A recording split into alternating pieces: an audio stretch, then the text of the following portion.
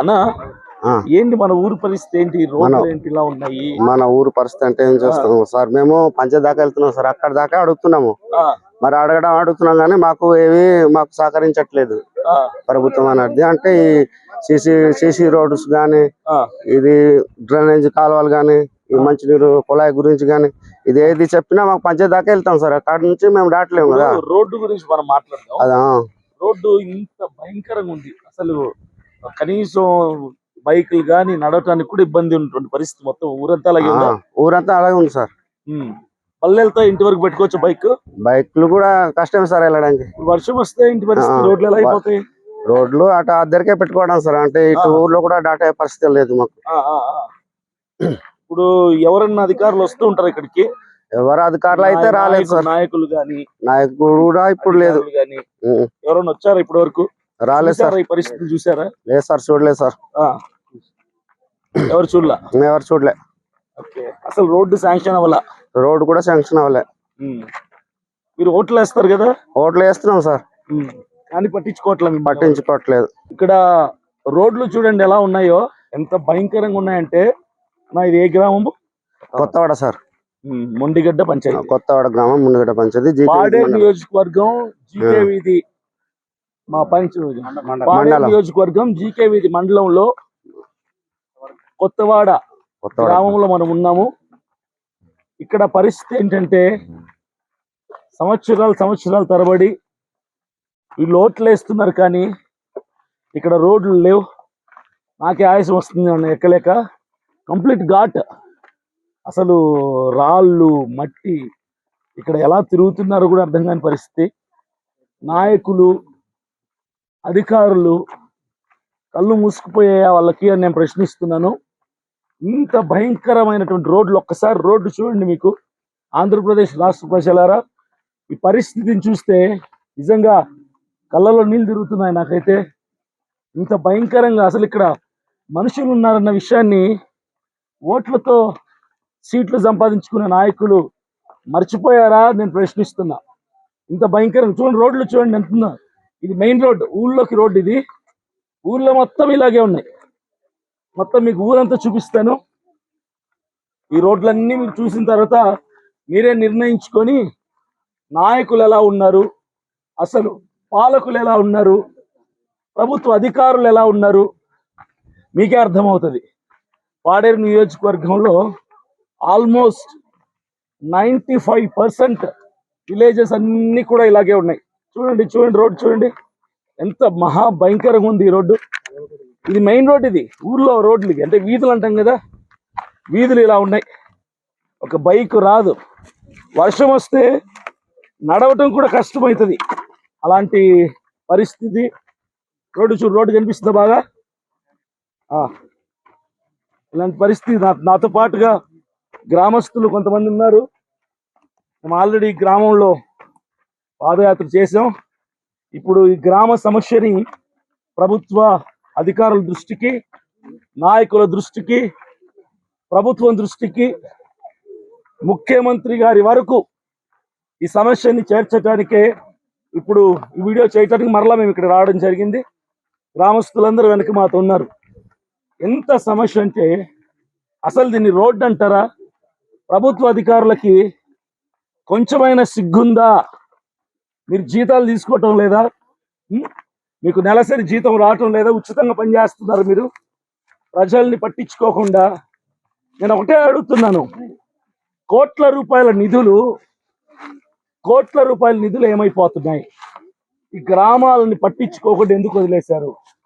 ఏం చేస్తున్నారు? 100ల కోట్ల రూపాయలని, 1000 కోట్ల రూపాయలని గ్రామ అభివృద్ధులకు కాకుండా దేనికి ఖర్చు పెడుతున్నారు?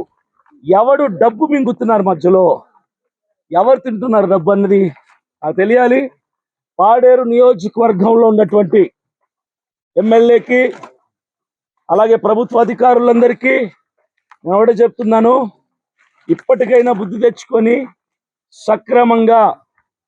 సక్రమంగా ఇలాంటి గ్రామాల కోసం మీరు పనిచేశారా సరే, లేదంటే చాలా తారాస్థాయికి వెళ్తుంది ఈ సమస్యలు. నేను ఇదొక్క గ్రామమే కాదు, పాడేరు నియోజకవర్గంలో ఉన్న 100ల గ్రామాల్లో ఉన్న సమస్యలన్నిటినీ నేను చూపించడానికి సిద్ధపడిపోయాను కాబట్టి ఎమ్మెల్యే సర్వేశ్వరరావు గారు మీరు నిద్రపోతున్నారా మెలకుగా ఉన్నారా లేరా నాకు అర్థం కావట్లా. ఈ గ్రామస్తులు మీకు ఓట్లు వేయలేదా? ఒక్కరే కాదు, కంటిన్యూస్ గా ఎన్నో సంవత్సరాలుగా ప్రభుత్వాలు అధికారులు మారుతున్నారు, నాయకులు మారుతున్నారు, పార్టీలు మారుతున్నాయి. ఇప్పుడు వీధుల్లో ఉన్నాం మనం. అంటే చూడు ఇక్కడ చూస్తే మీరు ఇల్లులు కనిపిస్తున్నాయి కదా, అవును సార్, ఇల్లులు కనిపిస్తున్నాయి. ఇళ్ళ మధ్యలో రోడ్డు కూడా ఇలా ఉంది. మెటల్ రోడ్డు అంటారా ఏ రోడ్డు అంటారా అన్నది మీకే అర్థం కావాలి చూసే వాళ్ళకి. ఈ సమస్యని ప్రజలు చూడాలా, పాడేరు నియోజకవర్గంలో పనిచేస్తున్న ప్రభుత్వ అధికారులు చూడాలా, ఈ పంచాయతీ సెక్రటరీ చూడాలా, పంచాయతీ ప్రెసిడెంట్ చూడాలా, ఈ పంచాయతీ సర్పంచ్ చూడాలా, ఎమ్మెల్యే చూడాలా, ఇక్కడ పనిచేస్తున్నటువంటి నియోజకవర్గంలో సంబంధిత అధికారులందరూ చూడాలా. మీరు కళ్ళు తెరుచుకోవాలా, మీరు కదిలి వచ్చి ఈ గ్రామంలో రోడ్లు వేయాలా, వేయిస్తాం ఖచ్చితంగా. చెప్పండి అన్న, ఏంటి పరిస్థితి ఏంటి, మీరు ఎలా? సార్ ఇలా మాకు ఇదే పరిస్థితి సార్. మేము పుట్టడమే లేదు, ఇలాగ ఉన్నది ఊరు అయితే ఎప్పుడుకు మారేనట్లు లేదు. ఇప్పుడు ఇంతవరకు ఎన్ని ఓట్లు వేయించుకుంటారు, మాకు ఏది సక్రమంగా చేయించారు. మాకు అంటే ఇస్తామంటారు, పలానా రోజు చేస్తామంటారు, వస్తారు, ఫోటోలు తీస్తారు, వెళ్ళిపోతారు అంతే. మాకు రోడ్లు కానీ సీసీ రోడ్లు కానీ ఏది కూడా ఎప్పుడు కూడా ఇప్పుడు ఇస్తామంటారు, ఇంకా ఇవ్వరు. వాళ్ళు మాట చెప్పుకుంటారు అంతే. ఓటు మాటకు ముందే వస్తారు. ఆడవాళ్ళు ముసలోళ్ళు ఎలా తిరుగుతారన్న కిందికి? అదే సార్ మా పరిస్థితి ఎలా ఉంది. ఇలా దిగ్గడానికి కూడా మాకు కష్టం అయిపోతుంది సార్. మేము తిరగడానికి కూడా ఊర్లో చిన్న చిన్న రెంపులు వేసింటే అవి కూడా లేదు. అసలు చిన్న బిట్ రోడ్లు ఎక్కడ లేదు సార్, ఎక్కడే లేదు. సీసీ రోడ్ చిన్న బిట్టు కూడా వేయలేదు సార్. అలా వదిలేస్తారు, కొండలాగానే అలా ఉండిపోయింది ఊరు. ఈ బిట్లు అయితే మేము తయారు చేసుకున్నాం సార్, అలా మేమే సొంత తయారు చేసుకున్నాం అంతే తప్ప ప్రభుత్వం గానీ అధికారులు కానీ ఎవరు మాకు ఇది అయితే సహకరించలేదు. అంటే ప్రభుత్వం దృష్టికి తీసుకెళ్ళినా ఎవరు పట్టింపు చేయట్లేదన్న. మాకు అధికారులు వచ్చినా ఇంకా అవుతుంది అంటున్నారు, ఇంకా శాంక్షన్ చేయట్లేదు అన్నమాట. ఎన్ని సంవత్సరాలుగా సుమారు ఈ ఊరు ఇక్కడ ఎప్పటి నుంచి ఉంది? 100 ఏళ్ళుగా ఉందన్న. అప్పుడు ఇంకా ప్రభుత్వం వస్తున్నారు కానీ ప్రభుత్వం మారుతుంది కానీ మా ఊరి సమస్య తెలుసుకోవట్లేదు అనమాట. చెప్పినా పట్టింపు చేయట్లేదు. ఏ పార్టీ వాళ్ళు కూడా పట్టించు, ఏ పార్టీ వాళ్ళకి అయినా పట్టింపు చేయట్లేదు. అధికారులు వస్తారు కానీ ఫోటోలు తీస్తే ఫోటోలు తీసి వెళ్ళిపోతున్నారు సార్ అంతే. మరి మీరైనా ఆఫీసుల చుట్టూ తిరగాలి కదా, 1-10 సార్లు తిరుగుతున్నాం సార్. తిరిగారా? అప్లికేషన్ పెట్టినా సరే ఇంకా పట్టింపు చేయట్లేదు అన్నమాట.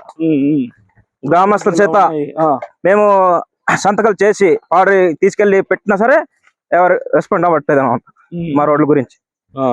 వర్షం పడితే చాలా గుంతలు పడుతున్నాయి అనమాట, బండ్లు కూడా తేయడానికి అవ్వట్లేదు. బండ్లు ఎక్కడ పెడతారన్న? ఆ రోడ్డు అవతల పెడుతున్నాం, ఇప్పుడు అవతల పెడుతున్నాం సార్. వర్షాలు లేవు, ఎండల కాలం, ఇది ఎండల కాలం ఆటోమేటిక్ బళ్ళు కనిపించట్లేదు ఇళ్ళ దగ్గర.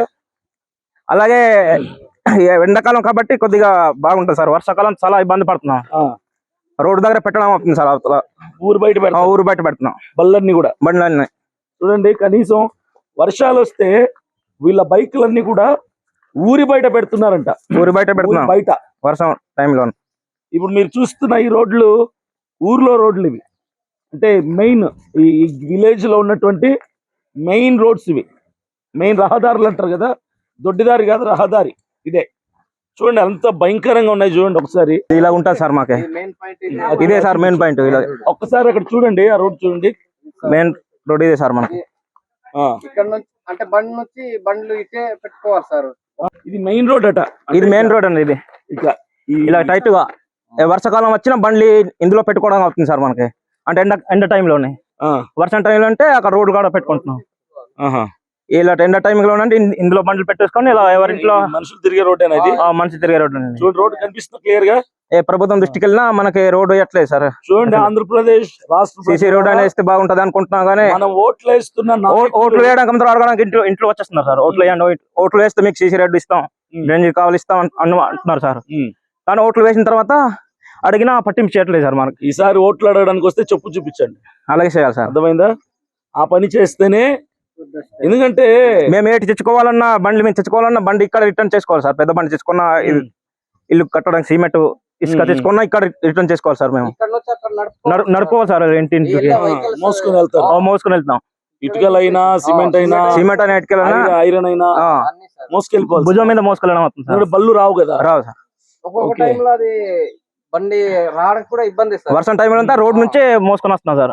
రోడ్డు నుంచి రోడ్ నుంచి మోసుకొని వస్తాం వర్షం టైంలో అంతే. ఎండాకాలం కాబట్టి ఇక్కడ వరకు అవుతుంది అనమాట. వీళ్ళకి కావాల్సిన మెటీరియల్ ఏదైతే సిమెంట్ కానీ ఇటుకలు కానీ ఐరన్ ఇసుక ఇవేవైతే ఉన్నాయో ఆ వాహనాలు ఆ 4-wheeler వెహికల్స్ కూడా ఇక్కడ వరకు రాలేవట. కిందనే అంటే ఊరవుతారు దాదాపుగా సార్ ఒక 1/2 కిలోమీటర్ దూరంలో వెహికల్స్ ఆగిపోతే అక్కడ నుంచి వీళ్ళు ఆ ఇంటికి కావాల్సిన మెటీరియల్ అంతా వీళ్ళు మోసుకొని వచ్చి కట్టుకున్నారు ఈ చిన్న చిన్న ఇల్లులు కూడా.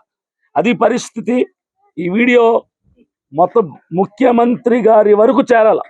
నేను ప్రస్తుత ప్రభుత్వాన్ని అనటం లేదు, కానీ ప్రతి నాయకుడిని, ప్రతి పార్టీని, ప్రతి ప్రభుత్వాన్ని అంటున్నా ఖచ్చితంగా. ఎందుకంటే దాదాపుగా 30-40 ఏళ్ళగా వీళ్ళు రోడ్ల కోసం ఇక్కడ పరిస్థితి బాగాలేవని చెప్తున్నా పట్టించుకున్నటువంటి నాయకులకి ఎందుకు ఓట్లేయాలా అని వీళ్ళు ప్రశ్నిస్తున్నారు. మరి ప్రజలు ఓటర్లు అడిగే ప్రశ్నకి సమాధానం ఉంటే మీరే చెప్పండి సమాధానాన్ని. చూశారు కదా, ఇప్పుడు ప్రస్తుతం కొత్తవాడ గ్రామంలో మొండిగడ్డ పంచాయతీ జీకే వీధి మండలం పాడేరు నియోజకవర్గంలో మనం ఉన్నాం. ఇప్పుడు ఈ రోడ్లన్నీ మీకు చూపించాము. ప్రజెంట్ పంచాయతీ సెక్రటరీకి నేను ఫోన్ చేసి మాట్లాడతాను. చూద్దాం వాళ్ళు ఏం సమాధానం చెప్తారో, ఏ సాకులు చెప్తారో చూసి తర్వాత మనం ఏం చేయాలి అన్నది ఆలోచిద్దాం. హలో సెక్రటరీ గారండి, పంచాయతీ సెక్రటరీ గారండి, మొండిగడ్డ పంచాయతీ. నా పేరు దారా అభినయ్ దర్శన్ అండి, భరోసా పార్టీ ఆంధ్రప్రదేశ్ రాష్ట్ర అధ్యక్షుడిని. మీరు నిన్న కలిసారు కదా, మీరే కదా? నేనే కలిసాను. ఓకే, ఇప్పుడు నేను ఇదే పంచాయతీలో కొత్తవాడ గ్రామంలో ఉన్నాను. ఓకే. గ్రామస్తులందరూ నాతోటే ఉన్నారు ఇక్కడ ప్రెసెంట్. వీడియోలో ఉన్నారు, మీరు లైవ్ లో ఉన్నారు. ఇక్కడ రోడ్లు మహా భయంకరంగా ఉన్నాయండి. అంటే బైక్ కూడా రాని పరిస్థితి, నడవటానికి కూడా అనుకూలత లేని పరిస్థితి. అయితే గ్రామస్తులు నాకేం చెప్పారంటే, అధికారులు వస్తున్నారు, ఫోటోలు తీసుకుంటున్నారు, పోతున్నారు సార్, ఎవరు మాకు ఇంతవరకు రోడ్లు తీసుకురాలేదు, కనీసం రోడ్లు శాంక్షన్ కూడా అవ్వలేదు అని చెప్పి వీళ్ళు అంటున్నారు. ఏంటి దీని పరిస్థితి ఏంటంటారు సెక్రటరీ గారు? ఏం లేదు, మీకు ఒక అప్రిషియేట్ చేయాల్సింది ఏంటంటే ప్రత్యేకంగా జీకేవీధి మండలంలో మొండిగడ్డ గ్రామ పంచాయతీ ఇంటీరియర్ గ్రామాలకు వచ్చి మీరు అక్కడ ఉన్నటువంటి సమస్యల్ని వెలికి తీస్తున్నందుకు మీకు ప్రత్యేక ధన్యవాదాలండి. Thank you sir, thank you. విషయం ఏంటంటే, మేము గ్రామ పంచాయతీలో చిన్న చిరు ఉద్యోగులము.